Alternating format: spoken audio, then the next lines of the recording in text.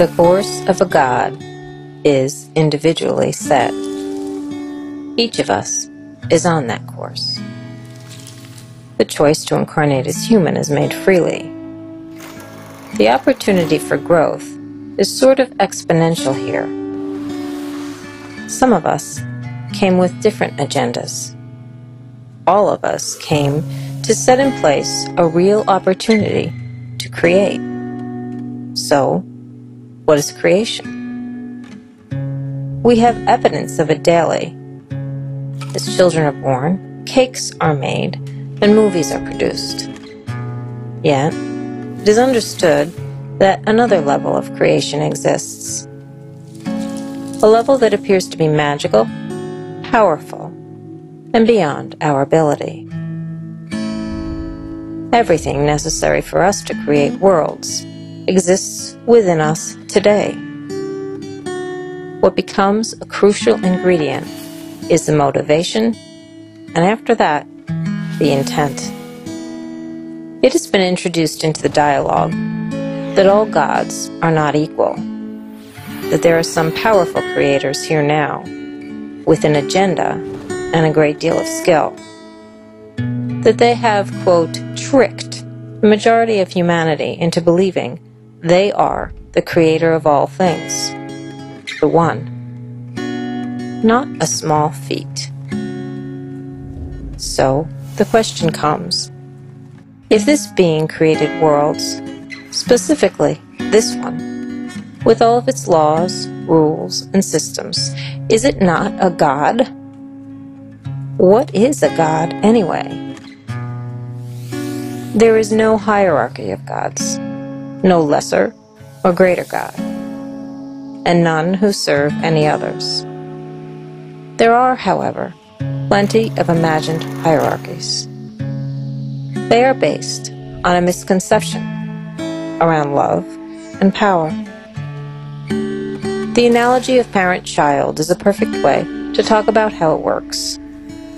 In a sense, parents are more powerful than their very young children. They've been around longer, have the keys to the car, and have practice at manipulating the dream.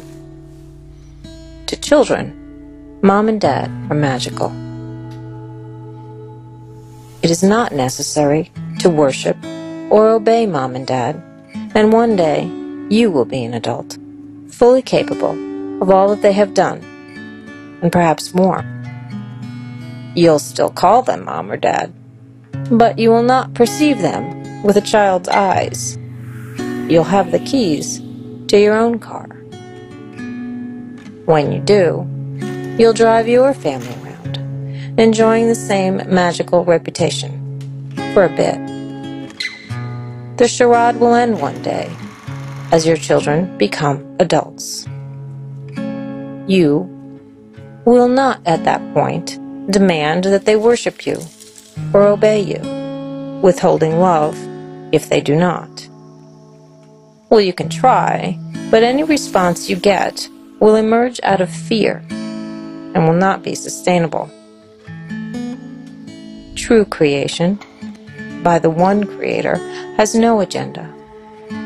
It is art in its purest form. It happens.